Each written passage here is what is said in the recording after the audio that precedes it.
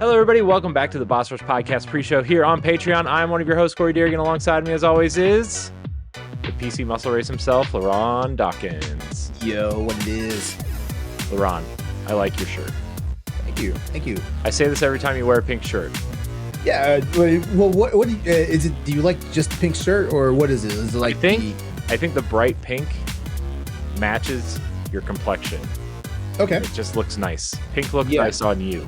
Yeah, I actually have. I feel like I actually have one of those complexions that pink complements. So like, it's like once I broke out of that whole like straight guy thing, like not wanting to wear pink, Mm-hmm. and actually like bought it I actually I can't remember where I was at. I want to say I was in like it was either American Eagle or Abercrombie or whatever, and like I saw like some really nice like almost like this color, the color I'm wearing right now, in button downs, and I was like, you know what, let me try one on just to see if I can pull this off. And I stepped out of the dressing room, and like the girls behind the counter was like, that looks good on you. And I was sold ever since. Nice. Speaking of woman behind the counter, also here's the mad pharmacist herself, Stephanie Klimov. Hey, I am behind the counter. What's up? Yo, I don't know.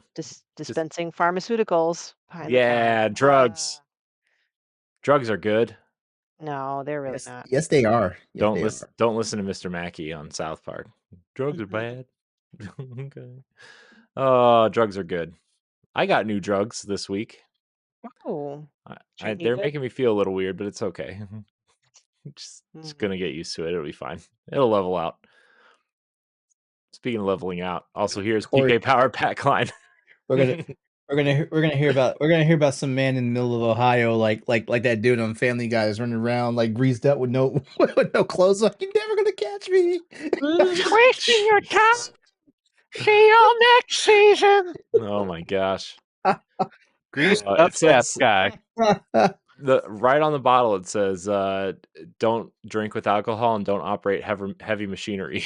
They all say that. They all say that. My blood pressure medication says that. It's the government conspiracy to try and make everyone go back to Prohibition days. Well, we're definitely going backwards. Anyways, we're all here. We're all happy. We're all drinking the juice, right? You're drinking something. I got water. I'll tell you that, man. Oh, I missed you guys. I feel like it's been forever since we did one of these things, even though it's only been a week. Well, I mean, last week we were recording the episode in as the apocalypse was approaching. In the before times, long ago. All right. Enough of that. I'm tired of hearing about that. I don't care. You care. Who's yelling about what? You care. Stop your lying. I'm here to talk about video game crossovers. Okay. Speaking of crossovers, though, Bill Clinton in Black Ops 6. Who knew? So is George Bush Sr. That was interesting. Anyways, video game crossovers. At least is historically accurate, right? Sure. Yeah, driving a motorbike out of a convention center off of a ramp that crashes into a cop car is very historically accurate. I said at least. It's not quite as accurate as NBA Jam was, though. Oh, I know. He was on fire in that game. He sure was. You know what else is fire? Video game crossovers. We're going to talk about our favorites right now. There's some pretty good ones over the years. We've had a lot of that Marvel vs. Capcom, which we all like at one point or another. We've had Smash Brothers, clearly a giant crossover, right? Just want to hit on it's the way that Super Smash Brothers Ultimate combined it. Like that whole story that incorporated that entire video game universe. Yeah. Brilliant. Yeah. I totally understand all of that. You never played it, did you? I just like the character reveals, man. Also, who called Sora? This guy. anyways, You favorite. did call him. You did. I did. I will give you your kudos for that one. You did call it. I mean, I was half joking when I called it, but I'm still gonna make it count. So let's talk about some of our faves. LeRon, I'm gonna go your way first because I like your first pick. Okay. As I filled in an answer for Stephanie, X-Men versus Street Fighter. As a matter of fact, the entire Marvel versus Capcom whole that whole universe, because if you start with X-Men versus Street Fighter, you got Marvel Superheroes versus Street Fighter, then you got freaking Marvel versus Marvel versus Capcom, Marvel vs. Capcom 2, 3, and then the Infinite. So yeah, like that was a whole franchise by itself. But yeah, X-Men versus Street Fighter, like that was a moment for me. Like that was one of those video game history moments for me, because like I walked into an arcade, and it was a brand new machine, and I was like, oh, another Street Fighter game, because of course you see like the joystick, the 6 buttons and all that stuff. It's like, oh, it's a Street Fighter, and then you walk closer and it's like, wait a minute, those are X-Men characters, and not just X-Men characters, but like brand new X-Men characters that had not been seen in video games yet, like Rogue, Gambit, and all that. And I was like, holy shit. Yeah, like, oh, so yeah, so many dollars went into that entire franchise for me, because man, like I feel like once we got into the versus games, like Capcom stepped up their presentation level. Like, like there was all sorts of like just like glitz and glam and like fan service going on before we even got the Marvel versus Capcom, where then all of a sudden you had you remember the little guest characters like Arthur, Tron Bond, before she was actually a playable character, the boss chicks from the Strider series, all that stuff, like the Hulk was in there and all that, like, man, it was crazy. Yeah, it was crazy. Yeah. I man, the first time I saw X-Men versus Street Fighter, man, oh, I was obsessed. It was what was funny. It was sitting, like, the first time I ever saw X-Men versus Street Fighter, it was sitting right next to the X-Men, like the X-Men arcade game. The Children of the Atom, or the actual, like, the six person cabinet. Man, Oh man, they knew what they were doing. They knew exactly what they were doing in the arcade. Yeah, where's that collection at? Where's that?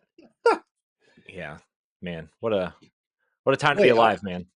I think Marvel's having a hard time with that one, because like another company has the rights to that machine. Yeah, it's the same issue that Ninja Turtles arcade games had for a long time, and almost the same issue that GoldenEye had for a while. Certain amount of time needs to pass before they can do something with it or whatever. So, but yeah, man, X-Men versus Street Fighter, and then obviously Marvel vs. Capcom, and Marvel vs. Capcom 2 is just classic. So, Pat, yo, video game crossovers. All right. Well, Astrobot. We forgot to mention Astrobot before we started recording. That's quite the cameo filled thing. I wouldn't really call it a crossover. Is that technically I was gonna say, is that considered a crossover, so to speak, or is it just a multiverse universe thingy majiggy? For the sake of this conversation, we can call it that, right? Yeah, I mean, I was gonna say multiversal. I would say, in as much as Smash Brothers is considered a crossover event, I would consider Astrobot being a crossover event as well. But I will go ahead and take something that's on my list that no one else has: Professor Layton versus Phoenix Wright Ace Attorney, a crossover of wits. And it's actually very amazing that like Nintendo actually agreed to this idea. Ace Attorney had a big following in Japan, but it was still kind of new. It was still kind of building its steam here in America, and a new world of steam, you might say. In a new world of steam, indeed. But yeah, just the idea that you had these two generally like puzzly visual novel style games come together was like pure genius. And the way that it worked, like they integrated both the Professor Layton puzzles gameplay, as well as the Ace Attorney trial gameplay very well. Like it did not feel like two separate games. It felt like one universe that shared both of these characters. Yeah, that came out. We actually had a pretty decent conversation about Professor Layton on Pow Block recently.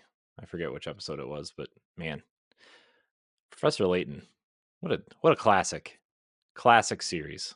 Where's that collection at? Well, that would be under Take 5, and they currently have like 6 other projects they're working on, so not Take anytime 5, soon. the candy Level bar? 5, sorry. Level 5. Oh, good times, man. Take 5 though, man. That sounds good now. Take 5s are pretty delicious.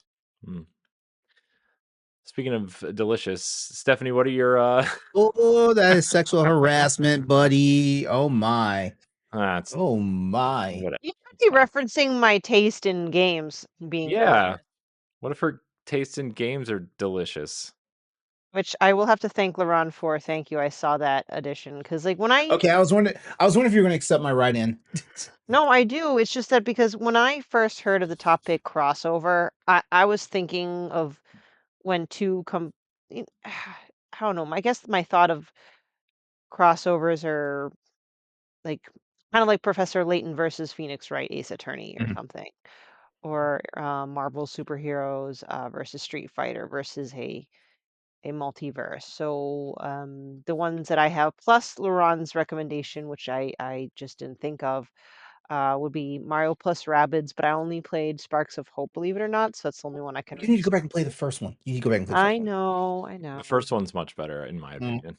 Okay. I don't agree with that statement. That's your opinion. Does Yes, it Mario is. Kart 8 Deluxe count? Because it's kind of like a Smash Brothers scenario where there's just a bunch of. Yeah, why Yeah, not? There's yeah. Splatoon characters and Link and Animal Crossing Hyrule and and Animal Boo. Crossing. Boo. I mean, it Birdo. is pretty fun. I mean, I think the sales speaks for itself. So I think that's like the ultimate crossover, I guess. And then the one that I didn't think of that LeRon was kind enough to remind me of was the Kingdom Heart franchise, which I haven't played them all because it's a bit overwhelming for me. But I played the Yeah. first two. Y'all, nobody here on this panel cannot say that the announcement of Kingdom Hearts was like one of those break the internet things before the internet was a thing. Oh my gosh, it was amazing. Mm-hmm. It was Yeah. the best. The fact that Disney was incorporated was just mind blowing at the time. I didn't think that such thing could even happen or exist. Hells yeah. Man, the rumor of how that crossover started, the literally the Disney and Square Enix shared a building in Japan, and that two producers were just on an elevator together and said, "What if we made a game together?" Is that for real? Yeah. Well, that's Wow. the ongoing rumored story that nobody has crazy. ever denied. So yeah, it's so crazy, man. Kingdom Hearts, Yeah. what a franchise. They need to bring back more Supposedly a Final movie's Fantasy come. characters. What? They need to bring back more Final Fantasy characters. Kingdom Hearts 3 lacked that severely. And their reason was, well, it's an established franchise now, so we didn't need to rely on Final Fantasy.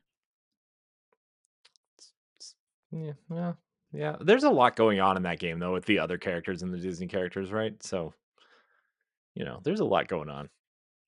The mouse, man. The mouse has got to own the house. You know what I mean? Yeah. But the He can't mouse just be needs a to fight visitor. alongside Cloudstrife against the Sephiroth. Donald Duck, most powerful mage in Final Fantasy history. That's all I'm saying. It's Nope, fact. it's I think It's they fact. No I think takesy Final Fantasy backsies. 16 took it back. Meh. What do they know? They're pretty British people and their, I don't know, beards And chests, I don't know. bare chests that are shaven Yeah. and glossy and with sweat dripping. Wow. Shiny sweat. I feel like we've Y'all need to stop. dripped into another show. Just stop. For me, I think one of the weirdest crossovers was when Assassin's Creed crossed over with Final Fantasy for a while. I don't remember that. Yeah, and then Destiny also crossed over with Assassin's Creed. Mm-hmm. So that was strange. Shout out to my Monster Hunter running buddy right now, Andre, because Andre just did the Witcher missions for Monster Hunter World, and he was blown away. Yeah, I mean The Witcher, and then what? The Horizon was in there too, right? At one point, Horizon was on the PlayStation version. Like the PC version couldn't get that, so Andre can't experience that one.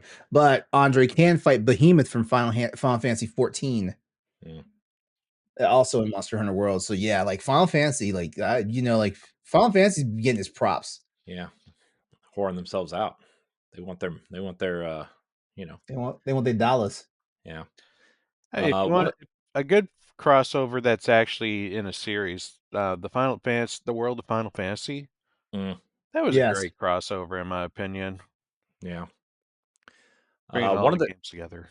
One of the coolest crossovers that I've experienced recently was when Mass Effect was in Destiny. That was pretty cool. That was pretty awesome. It was like weapons and themes, right? It was the N7 armor set. Well, Titans got the N7 armor set. Warlocks got Liara's kind of white get up thing, and then Hunters got, I want to say they got Garrus's armor, maybe. Okay. Something like that. And then everybody got the N7 ship and a Mass Effect theme ghost for free, which was cool. Not bad. Oh, we're gonna go that route then. Then everything Fortnite is basically one big crossover. Yeah, I was kind of avoiding the Fortnite conversation because that is the crossover conversation. Okay, good. We can definitely avoid it then. Did you see who's in Fortnite right now? No. Snoop Dogg and Eminem. Wow. Right alongside Master Chief and Kratos. Yeah. And Sonic the Hedgehog. Not yet. Damn. Coming soon. And the Incredibles, apparently. But they can't use guns. They can only be used in non-combat whatever versions. So cool, huh?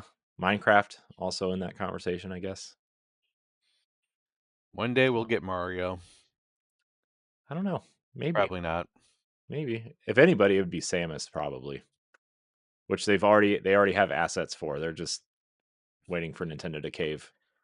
They need to throw those ARM characters in there. They fit the universe just right. ARMS. Or Splatoon. Don't get me started on ARMS. Ed's not here. I can't. Anyways, cool. Great. Crossovers are fun. Let us know what your favorite crossovers are. On Patreon, I guess, since this is the exclusive pre-show. Thank you guys for listening to the pre-show. We'll see you on the main show. Bye. If you want to see how you can become a Patreon producer, head on over to patreon.com/BossRushNetwork.